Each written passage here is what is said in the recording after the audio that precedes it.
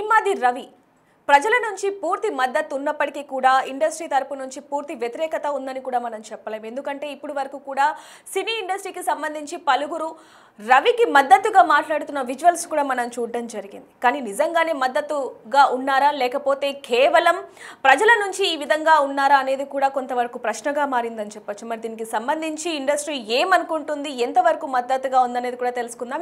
Yes, ఇప్పుడు మనతో పాటు మాట్లాడడానికి, ముఖ్యంగా రవి గురించి మాట్లాడడానికి ఇప్పుడు మనతో పాటు జూమ్లో జాయిన్ అయ్యారు actor and advocate CVL Narasimha sir మనతో పాటు ఉన్నారు. ఒకసారి వారితో మాట్లాడదాం. సార్ నమస్తే. సార్ సార్ దాదాపుగా ఒక నెలన్నర నుంచి రవి అనే పేరు రెండు తెలుగు రాష్ట్రాల్లో కూడా విపరీతంగా మోగుతుందని చెప్పొచ్చు. మరి ఒక వైపు నుంచి చూసుకుంటే ఐబొమ్మ రవి అనే పేరు మాత్రం చాలా ఫేమస్ అయింది. అది ఆ విషయం మనందరికీ కూడా తెలిసింది. అయితే ఇండస్ట్రీ మొత్తం కూడా కొంతవైపు ఆయనకి మద్దతు ఉన్నప్పటికీ మరి కొంతవైపు మాత్రం ఒక నెగిటివ్ గానే మనకు కనిపిస్తుంది. బాగా అంటే నెగిటివ్ అయ్యింది అంటే మనందరికీ కూడా తెలిసిందే, కానీ మద్దతు చూపిస్తున్నారు అంటే అది ఏ విధంగా చూడొచ్చు అంటారు? అంటే మద్దతు అంటే చాలా మందికి ఎక్కువ సంఖ్యలో హెల్ప్, ఒక సోకాల్డ్ హెల్ప్ చేశారు కాబట్టి, అంటే ఎఫర్డ్ చేయలేని వాళ్ళకి బాగా అయింది, మమ్మల్ని ఇంతకాలం దోచుతున్నారు కదా మీరు ఇండస్ట్రీ వాళ్ళు, అందుచేత మాకు ఫ్రీగా సినిమాలు చూపించారని చాలా మంది, కొంతమంది కాదు చాలా మంది ఆ భావనతోటి ఉండటం వల్ల రవికి మద్దతు పెరిగింది. సో అందుకుని ఇప్పుడు చిన్న చేపని పెద్ద చేప అనేలాగా అతనికి రాబీ ఢోలే పేరు చేసి ఇవన్నీ చేయటం జరిగింది. కానీ అది బేసికల్ గా అది కరెక్ట్ కాదు. అంటే మన ఒక సినిమా చూసా, ఆర్యన్ అనే సినిమా చూసా, same kind of thing. In fact అంటే ఏదైనా మంచి చేద్దాం అనుకుంటే వాడిని సమాజం గుర్తించకపోతే వాడు ఫ్రస్ట్రేట్ అయిపోయి కసి తీర్చుకుంటాడు. బట్ ఇది మంచి చేద్దానికి ఈ మార్గం ఎంచుకున్నాడంటే నేను చెప్పలేదు, కానీ అద్భుతమైన తెలివితేటలు ఉన్న మనిషి. అంటే ఇంత మంది పోలీసుల్ని, ఇంత టెక్నాలజీ ఉన్న వాళ్ళని, ఇంతమంది ఏజెన్సీస్ ని ముప్పు తిప్పులు పెట్టాడు. ఒక విధంగా వాళ్ళంతా వాళ్ళు పట్టుకున్నట్టు కూడా కాదు. అతను ఇక్కడికి వచ్చినప్పుడు ఆ ఎర్రలో పడ్డాడో గుంటలో పడ్డాడో అనుకోవచ్చు. అంటే అందుకుని అతను అంటే చాలా మందికి అభిమానం పెరిగింది. First point. రెండో పాయింట్, ఇప్పుడు అధికారంలో ఉన్న వాళ్ళ మీద విముఖతతోటి ప్రతిపక్షాన్ని ఎన్నుకున్నట్టుగా ఇండస్ట్రీ మీద, ఫిల్మ్ ఇండస్ట్రీ మీద ఉన్న ద్వేషంతో లేదా కోపంతో రవిని హైలైట్ చేశారు.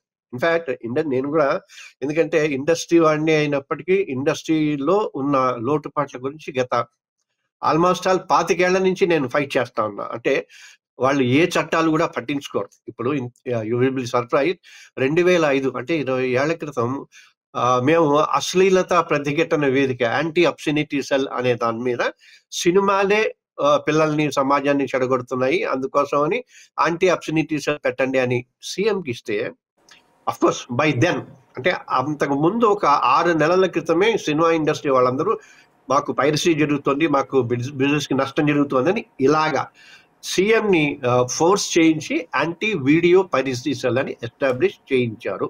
ఇప్పటికీ ఉంది. అది additional DGP rank police undivided state లో ఉండింది. ప్రతి జిల్లాలోనూ ఎస్పీ అండర్ లో ఉంటుంది, డిస్ట్రిక్ట్ కలెక్టర్ ఉంటారు, ఐఎన్పిఆర్ మనిషి ఉంటారు, ఒక ఫిల్మ్ ఛాంబర్ మద్దతుదారు ఉంటారు. అంటే 20 సంవత్సరాల నుంచి ఇది గవర్నమెంట్ వల్ల, గవర్నమెంట్ చేత ఈ ఫిల్మ్ ఛాంబర్ వాళ్ళ సపోర్ట్ తోటి కడుపు కావాల్సి ఉండే.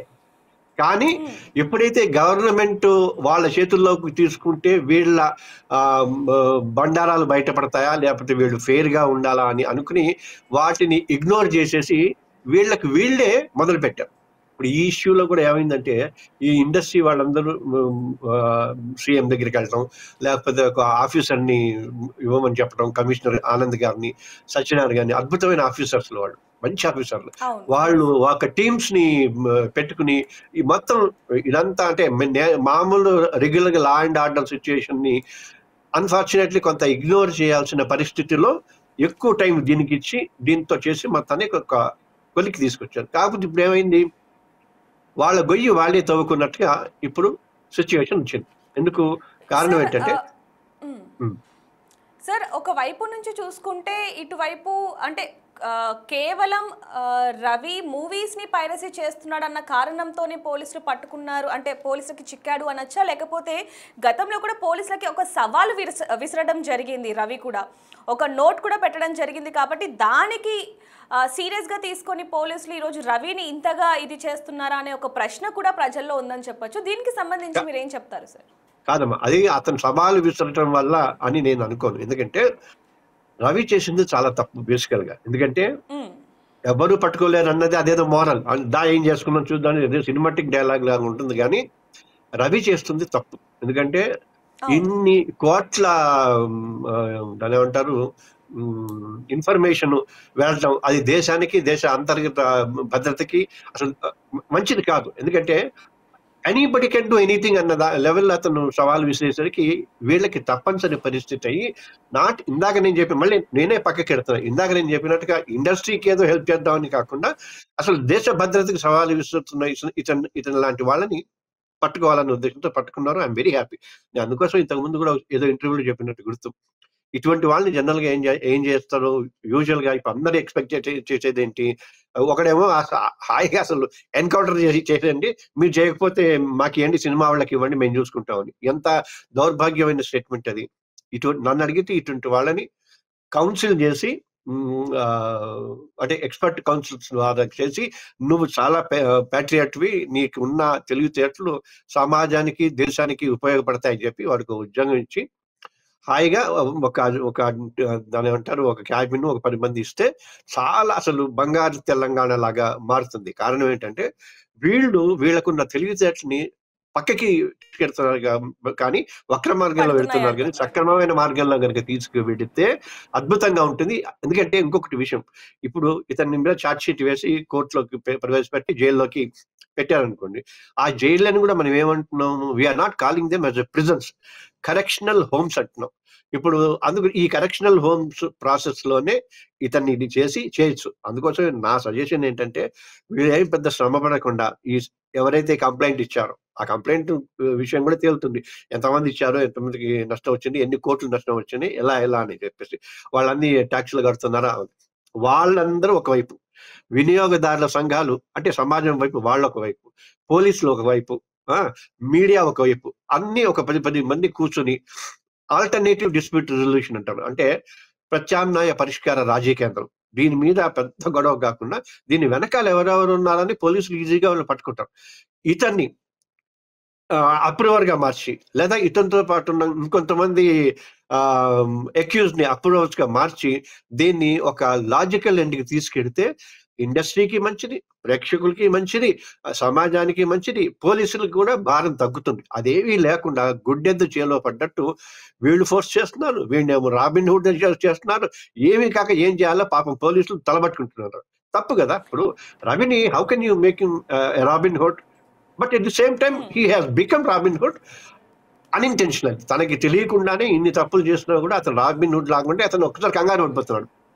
అవును, ఎస్ సార్. సార్ మీరు అన్నట్టుగా నిజమే సార్, జనాల్లో రవి దేవుడు అయినప్పటికీ కూడా అతను చేసినది మాత్రం తప్పు అనేది మాత్రం మనందరికీ తెలుసు, కానీ జనాలు తీసుకోలేకపోతున్నారని చెప్పొచ్చు. అయితే ఇందాక మీరు ఒక మాట అన్నారు సార్, ఒక అడ్వకేట్గా అండ్ ఒక యాక్టర్గా కూడా మీరు ఏదైతే అనుకున్నారో దాన్ని మీడియా ముందు చెప్పడం జరిగింది. కాకపోతే ఏదైతే అతని తెలివితేటలకి ఒక ఉద్యోగం ఇచ్చి అతని తెలివితేటల్ని ఉపయోగించుకోవాలి అనడం జరిగింది మీరు, అవన్నీ కూడా సినిమాల్లో జరుగుతాయి కానీ నిజ జీవితంలో జరుగుతాయా అంటే మీరు ఏం చెప్తారు? అది చట్టం ప్రకారంగా అది పాసిబుల్ అవుతుందంటారా? నేను మిమ్మల్ని అడిగేది అదే కదా. ఇప్పుడు నిజ జీవితంలో జరిగిందా? ఐబొమ్మలు అవి లాంటివి ఎప్పుడు చూసారు ఇంతవరకు? ఫస్ట్ టైమా? ఇంతకుముందు చూసామా మనం? కాదు, ఒక 5 ఏళ్ల క్రితం చూసామా, 10 ఏళ్ల క్రితం చూసామా? అదే ఇప్పుడు అన్ని, ఇప్పుడు నేను చెప్పేది అదే, సినిమాల్లో అవుతాయి కాదు. నేను కరెక్ట్, మంచి మాట అమ్మా. సినిమాల్లో ఏం జరుగుతుందంటే ఇతను ఎందుకు రాబిన్ హుడ్ అయ్యాడో చెప్తా. తంగలాన్ అనే సినిమా వచ్చింది, జై భీమ్ అనే సినిమా వచ్చింది, అట్లా ఇంకో సినిమా ఏదో వచ్చింది. అంటే మన కేజీఎఫ్ లాంటి సినిమా, దాంట్లో ఏం చేస్తాడంటే విలను కొన్ని వేల మందిని బానిసల్లోగా చేసి పెడితే ఎవడో ఒక్కడొస్తాడు, ఏది బాహుబలి లాగా వచ్చాడయ్యో అంటూ వస్తాడు, వచ్చి వీళ్ళందరి నుంచి నీ బానిస విముక్తులు చేస్తారు. అలా చేసిన వాడు రాబిన్ హుడ్ అయ్యారు. మరి రవి ఎలా చేశాడంటే ఖచ్చితంగా అలా చేశాడు. ఎందుకంటే ఇప్పుడు ఎంతమందిని మనం పట్టుకుంటాం సినిమా అంటే ఆ పైరసీ సినిమా చూసే వాళ్ళని కూడా మనం వేస్తామంటే మనకున్న జ్యూరిడిక్షన్ ఎంత? ప్రపంచం మొత్తం మీద చూస్తున్నారు, అన్ని రాష్ట్రాల్లో చూస్తున్నారు, ప్రతి వాడు చూస్తున్నారు. ఎంతమంది మీద కేసులు వేస్తాం? అందుకని ఇప్పుడు వీళ్ళు చేయాల్సింది ఏంటంటే ఇంకొకటి, కాంపిటీషన్ కమిషన్ ఆఫ్ ఇండియా అని ఒకటి ఉంది, ఇది సినిమా వాళ్ళకి సంబంధించి. అలాగే అన్ఫేర్ ట్రేడ్ ప్రాక్టీసెస్ అని అని అని అనైతికంగా సినిమా బిజినెస్ చేయటం అని, అలాగే లీగల్ మెట్రాలజీ డిపార్ట్మెంట్ ఉంది, సివిల్ సప్లైస్ వినియోగదారుల సంఘాలు ఉన్నాయి. ఇవన్నీ వాటి వాటి వర్క్స్ చేయటం మానేసినాయి. అప్పుడే అందుకే ఈ పాప్కార్న్లు, ట్రాఫిక్లు, తర్వాత ఇన్ని వేలు అని అంటారు. ఇప్పుడు ఇంతకుముందు మనకి ఎందుకు 2-3 రోజుల్లో టికెట్లు పెంచి 2-3 రోజుల్లో తీసేస్తున్నారు? వాళ్ళకి తెలుసు వాళ్ళ సినిమాలో కంటెంట్ లేదని. దిల్వాలే దుల్హనియా అనే సినిమా నాకు తెలిసి 30 ఏళ్ల నుంచి ఒకే థియేటర్ లో ఇంకా ఆడుతుంది. నాకు గుర్తున్నంత వరకు దసరా బుల్లోడు వగేరా వగేరా సినిమాలు 365 రోజులు ఆగాయి. ఇవాళ 2వ వారం ఆడటానికి గగనం. అంటే ఏంటి? అయితే కంటెంట్ అన్నా లేదు, ఇంకోటన్నా కావాలి. కంటెంట్ లేదని వాళ్ళకి తెలుసు కాబట్టి టికెట్లు పెంచేసి ప్రేక్షకుల మీద భారం వేసి ఆ డబ్బులు తీసేసుకున్నామని. నేను బడ్జెట్ కి సంబంధించినంత కూడా ఒక విషయం చెప్తా. ఎంతమంది ఇండస్ట్రీ వాళ్ళకి కానీ మిగతా వాళ్ళకి మీడియా వాళ్ళకి తెలుసో లేదో తెలియదు కానీ 2011లో అనుకుంటా 50 రోజుల పాటు స్ట్రైక్ జరిగింది అన్ని విభాగాల వాళ్ళు. ఎందుకంటే బడ్జెట్ పెరుగుతుంది అని ఇది. దాంతో అన్ని ఒక అండర్స్టాండింగ్ వచ్చి 2011లో మురళీమోహన్ గారు అప్పుడు మాకు మూవీ ఆర్టిస్ట్ అసోసియేషన్ కి జనరల్ సెక్రటరీగా ఉన్నారు. ఆయన అందరికీ ఒక లెటర్ రాశారు. అంటే ఆర్టిస్టులందరూ ఎలా బిహేవ్ చేయాలి, ప్రొడ్యూసర్లందరూ ఎలా బిహేవ్ చేయాలి, బడ్జెట్ ని ఎలా తగ్గించాలి అని చెప్పేసి అవన్నిటిని తొంగలో తొక్కి ఇష్టం వచ్చినట్టుగా బిహేవ్ చేసుకుంటూ ఈవెన్ దిస్ డే ఆ కాగితాలు నా దగ్గర ఉన్నాయి. ప్రొడ్యూసర్లు వీళ్ళందరూ ముందుకు వస్తే, ఏపీ ఛాంబర్ వాళ్ళు వస్తే చర్చకు రండి, మీరు చేసిన తప్పులను కూడా ఒప్పుకోండి, సమాజాన్ని నాశనం చేస్తున్నారు. 2005లో అంటే 20 ఏళ్ల క్రితం న్యూస్ టుడే వాళ్ళు ఒక సర్వే చేశారమ్మా. సినిమాలే విలన్లను పెద్ద ఇది పెట్టారు. అంటే అబ్సీనిటీ, వాయిలెన్స్ అవన్నీ. వీటన్నిటిని అంటే ఒక సినిమా ఇంత పవర్ఫుల్ గా ఉంటుంది, ఎందుకు వీళ్ళు వాళ్ళ బాధ్యతని మర్చిపోతున్నారు? వీళ్ళందరూ ఏదైనా శుద్ధపరుచులా, లేకపోతే మంచు గడిగిన ముత్యాల్లాగా ఉంటున్నారా వీళ్ళు? 98లో అప్పుడు సెన్సార్ ఆఫీసర్ అనుకుంటా, సుధాకర్ గారు అనుకుంటా, ఆయన ఏపీ ఛాంబర్ వాళ్ళకి ఒక లెటర్ రాశారు. వైలెన్స్ ఎక్కువైపోతుంది, తర్వాత అశ్లీలత, అసభ్యత ఎక్కువైపోతుంది, సమాజం పాడైపోతుంది అని కొన్ని గైడ్ లైన్స్ ఇచ్చారు. సో ఆ గైడ్ లైన్స్ ని ఈ ఛాంబర్ వాళ్ళు నిర్మాతలందరికీ పాపం వాళ్ళు సర్క్యులేట్ చేశారు, బట్ మానిటర్ చేయలేదు. కాదు ఎంత దారుణం! ఒకసారి నేను ఎప్పుడైనా పంపుతాను మీకు, అది చదవండి. ఆ చదివితే సిగ్గుతో చచ్చిపోవాలి. ఇప్పుడు పాడైపోతుంది అంటే అన్నిటికీ మంచి అయినా చెడైనా సినిమా ఒక ఇన్ఫ్లుయెన్సర్ అంటాం కదా. ఇప్పుడు ఈ మధ్య కొత్త పదం ఉంటున్నాగా, సోషల్ ఇన్ఫ్లుయెన్సర్. అంటే ఏంటి? ఆ సోషల్ ఇన్ఫ్లుయెన్స్ వల్ల మరి సినిమా ఎంత ఇన్ఫ్లుయెన్స్. నిన్న కాక మొన్న రాజమౌళి గారి ఆ ఈవెంట్ చూస్తే ఎంతమంది వెళ్ళారు? పుష్ప సినిమా కోసం చచ్చిపోయారు కదా, 3,000 టికెట్లు అయినా కూడా ఫ్యామిలీ వెళ్ళి. అంటే అంత సార్ దాని మీద కూడా నాకు ఒక చిన్న ప్రశ్న సార్. ఏంటంటే ఇండస్ట్రీ మొత్తం కూడా బాధపడుతుంది కేవలం రవి వల్ల. ఈరోజు కొన్ని వేల కోట్లు నష్టపోయింది అంటే కేవలం రవి వల్లనే అంటూ కూడా ఈరోజు ఇంత దూరం కూడా తీసుకొని రావడం జరిగింది. కానీ గతంలో ఇండస్ట్రీ వల్ల అనేక మంది ప్రజలు కూడా ఇబ్బంది పడడం జరిగింది. మరి అప్పుడు కూడా సామాన్య ప్రజలు వీళ్ళ మీద కంప్లైంట్ కూడా ఇవ్వటం జరిగింది. కానీ ఇదే రీతిలో వాళ్ళ మీద తిరుగుబాటు జరిగిందా అంటే జరగలేదనే చెప్పొచ్చు. అమ్మా, సామాన్యుడి ప్రాణానికి గొప్పవాడి ప్రాణానికి తేడా లేదా తల్లి? సామాన్యుడు ఆఫ్టర్ ఆల్ పోతే ఈ చేతులు పడేస్తాడు. బంధువులు ఉంటే వాడు తీసుకుని తగలెట్టేస్తారు, బంధువులు లేకపోతే మున్సిపాలిటీ వాళ్ళు ఈడ్చేస్తారు. బట్ గొప్పవాడైతే వాడు ఒక్కరోజు జైల్లోకి వెళితే పెద్ద ఇంటర్నేషనల్ ఇష్యూ. పెద్దవాడి కోసం సుప్రీంకోర్టు తలుపులు అర్ధరాత్రి కూడా తెలుసుంటాయి, సత్వరం విచారిస్తాం. ఇప్పుడు వచ్చిన కొత్త చీఫ్ జస్టిస్ ఆఫ్ ఇండియా అదే ఖచ్చితంగా చెప్పాడు, ఇంతకు ముందు జరిగినట్టు నా దగ్గర జరగదు, పేదవాడి కోసం అర్ధరాత్రి కూడా ఉంటారని. ఇవన్నీ అద్భుతమైన పనులు. అలాగే వాళ్ళు చేసిన తప్పులు కూడా, yes we did a mistake, వాళ్ళందరూ వాళ్ళని చేయనండి. There is no popcorn. You can carry. ఎవరో పాపం ఇండస్ట్రీ వాళ్ళే మీ వాటర్ బాటిల్ మీద తీసుకెళ్ళొచ్చు కదా, అది తీసుకెళ్ళకూడదు, ఏవి తీసుకెళ్ళని ఇట్లా. ఆఖరికి బిస్కెట్ ప్యాకెట్ కూడా తీసుకెళ్ళి ఇట్లా. They are not allowing it.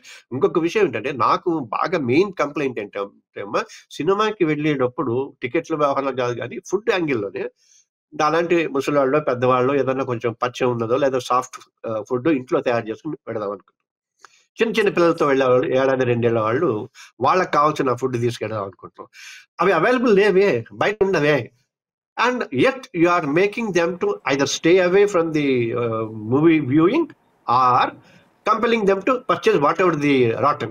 సరే, అడల్టరేటెడ్ ఫుడ్, బయట ఉన్న ఫుడ్ ఎట్లా ఉంటుంది ఏంటి అనేది మనం చూస్తూనే ఉన్నాం. ఈసారి అవును. అంటే వీళ్ళందరూ మసిమూసి మారేడుకాయ చేస్తున్నారు. ఏదేమైనా మంచి సినిమాలను అందించాలనుకోవాలి.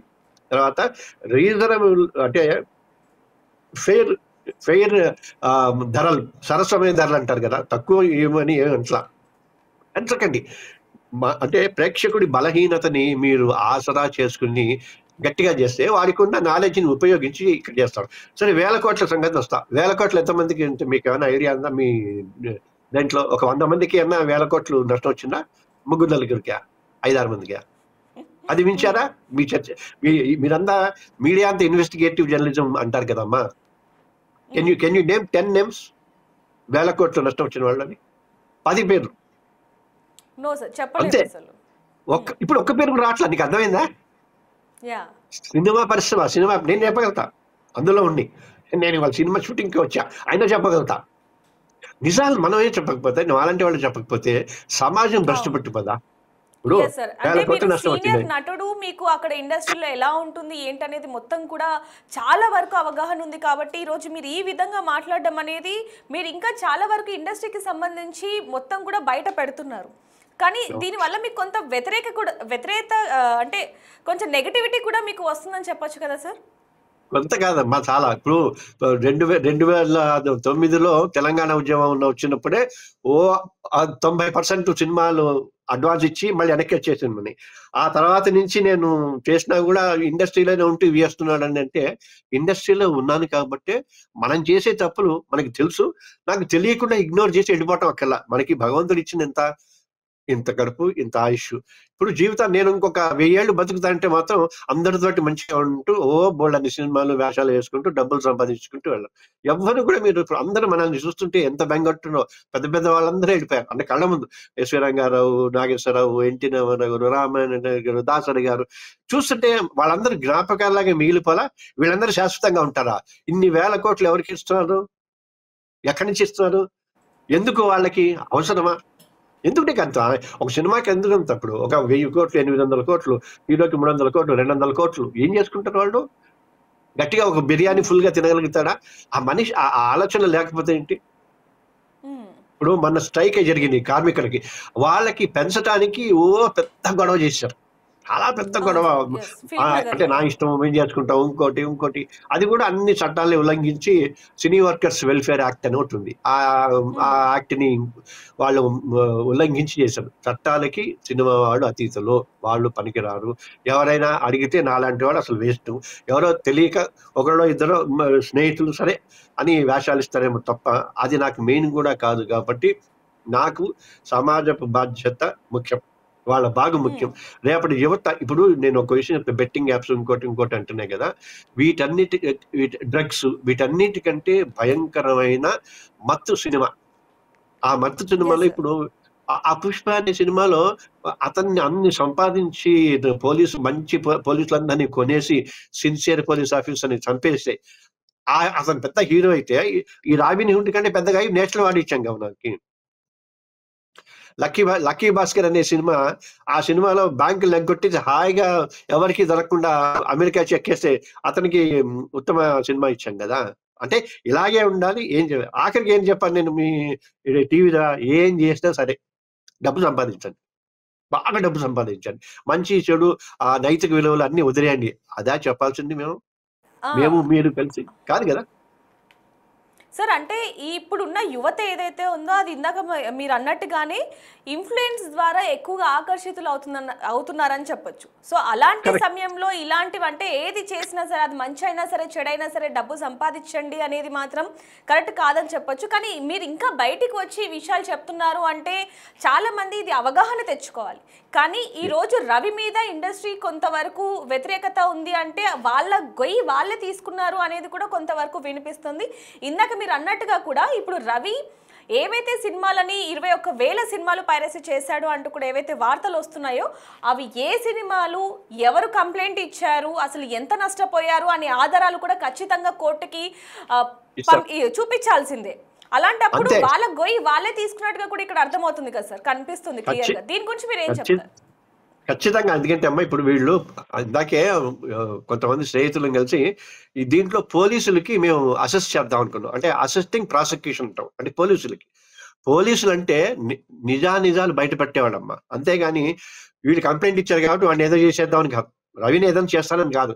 రవిని విచారించి అసలు ఎందుకు చేసావు, ఎట్లా చేసావు, దీనికి మార్గం ఏంటి, ఎవరెవరు నీతో పాటు ఉన్నారు, ఇది చాలా తప్పు కదా, చాలా డేంజర్ కదా, దేశ భద్రతకే ముప్పు కదా అని అన్ని విచారించి ఇతని తప్పు లేకపోతే ఇతని విట్నెస్ గా మార్చొచ్చు. అసలు కేసులో వీళ్ళు నిర్మాతలందరూ ఏదో చేసి వాళ్ళ డబ్బు కాపాడుకోవటానికి ఒక తప్పుడు రిపోర్ట్ ఇచ్చి పోలీసులు తప్పుదారి పట్టించారంటే అప్పుడు వాళ్ళు ఫైనల్ రిపోర్ట్ అని ఫాల్స్ కేసు అని వేసేస్తారు, అది క్లోజ్ చేసేస్తారు కేసు.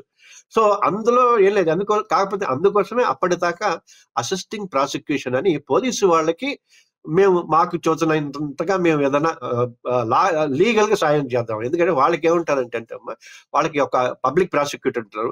ఈ కోర్టుకి సంబంధించినంత మెజిస్ట్రేట్ కోర్టు కనుక అసిస్టింగ్ పబ్లిక్ ప్రాసిక్యూటర్ ఉంటారు, ఆయన పైన పబ్లిక్ ప్రాసిక్యూటర్ ఉంటారు, స్టేట్, ఇదంతా ఉంటుంది. ఇంకా కాకపోతే వాళ్ళకి 10 ఏళ్ళో 15 ఏళ్ళో 20 ఏళ్ళలో ఎక్స్పీరియన్స్ ఉన్న వాళ్ళు ఉంటారు.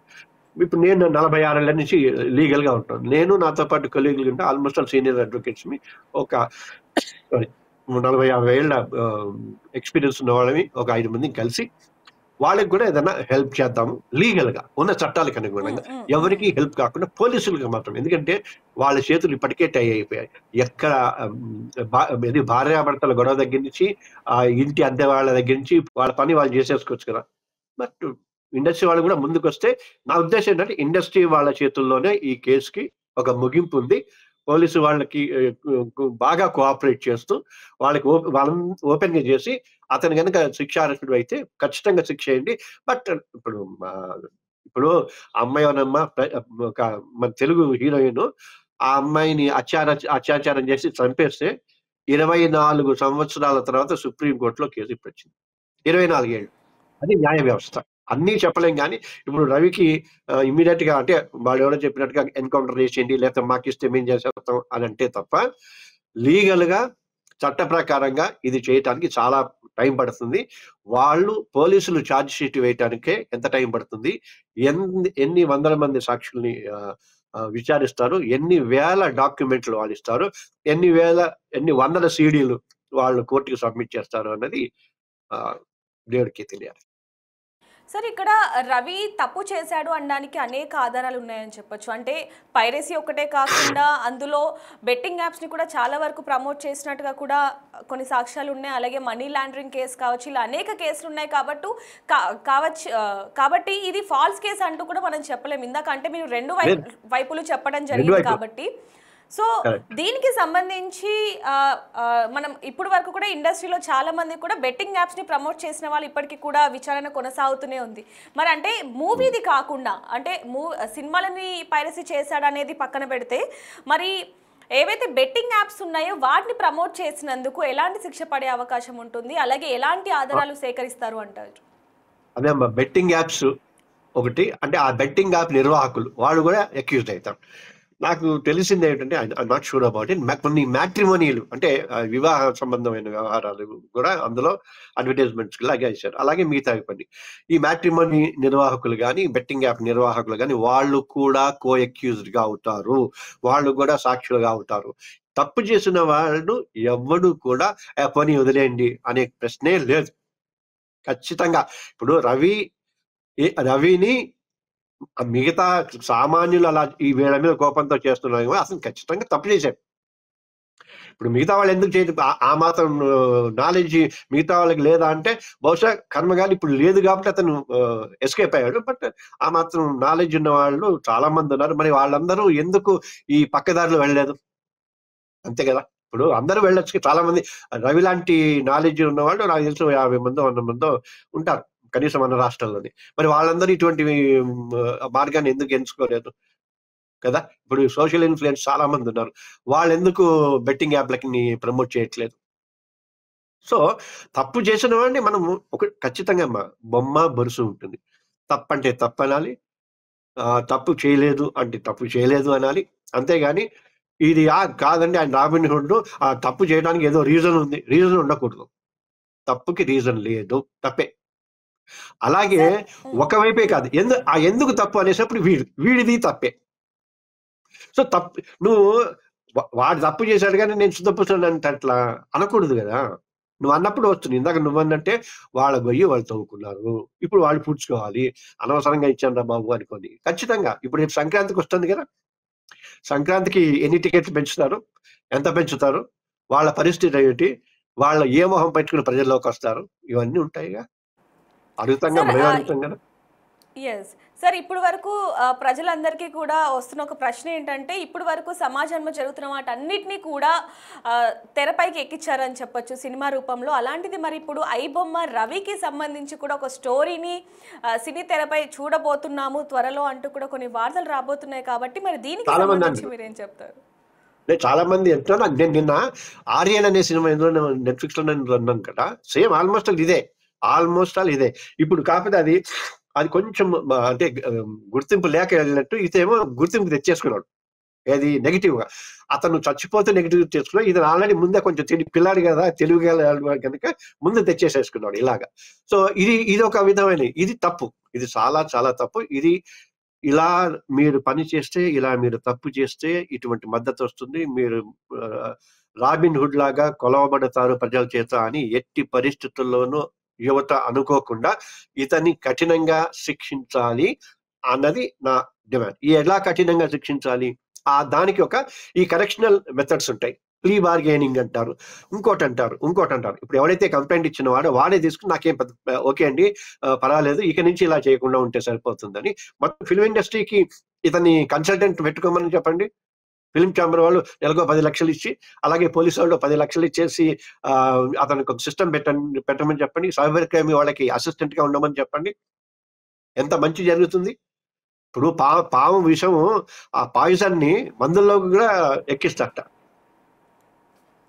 మనం పాము యెస్. కనిపిస్తే కొట్టి చంపేస్తాం. So everything is there, but only thing is my request with the media through, I mean, people and police and film industry mainly. దయచేసి దీన్ని ముగింపు పలకటానికి మీరే కావాలంటే రక్ష అనే మా ఆర్గనైజేషన్ 25 ఏళ్ల నుంచి మేము అన్నిటి మీద వర్క్ చేస్తున్నాం కాబట్టి మేము ముందుకు రావడానికి మాకు అభ్యంతరం లేదు. ఓకేమా? Sir yes. Sir 'iBomma Ravi' అంటే ఇమ్మంది రవికి సంబంధించి ఓన్లీ తెలంగాణలో ఒక్కటే ఇది ఇష్యూ కాదు సార్. ఎందుకంటే 2 తెలుగు రాష్ట్రాల్లో కూడా ఇది చాలా వైరల్‌గా మారింది. అక్కడ ఉన్న సినీ పరిశ్రమ కార్మికులు కావచ్చు, లేకపోతే ఇండస్ట్రీ మొత్తం కూడా అంటే 2 వైపుల నుంచి కూడా ఇది ఉన్నప్పటికీ కూడా, ఆ ఫైర్ ఉన్నప్పటికీ కూడా కేవలం తెలంగాణ ఇండస్ట్రీ ఒక్కటి మాత్రమే స్పందిస్తుంది, దీనికి సంబంధించి మాట్లాడుతుంది. కానీ ఆంధ్ర ఇండస్ట్రీ ఎందుకు మాట్లాడట్లేదు అనే ప్రశ్న కూడా కొంతవరకు ప్రజల్లో ఉందని చెప్పొచ్చు. దానికి సంబంధించి ఏం చెప్తారు? నాకు తెలీదు. దేవుడికి తెలియాలి. ఎందుకంటే ఆంధ్రప్రదేశ్‌లో అసలు సినిమా పరిశ్రమ ఉందా లేదో డౌట్ నాకు. అక్కడ ఉప ముఖ్యమంత్రి గారు ఒక సినిమా హీరో అయినప్పటికీ అసలు ఆంధ్రప్రదేశ్‌లో సినిమా పరిశ్రమ ఉందనే నేను అనుకోవట్లా. బట్ కార్మికులు మాత్రం 10,000 మంది దాకా ఉన్నారు. వాళ్ళ కర్మ. ఇప్పుడు మనకేంటంటే ఇప్పుడు మనం ఏంటంటే మన తెలంగాణ సాధించుకున్నప్పుడు 1000 మంది ఆత్మాహుతి అయితే తప్ప ఈ తెలంగాణ రాలేదు. పోరాటం మన పేరులోనే ఉంది. తెలంగాణలోనే ఉంది.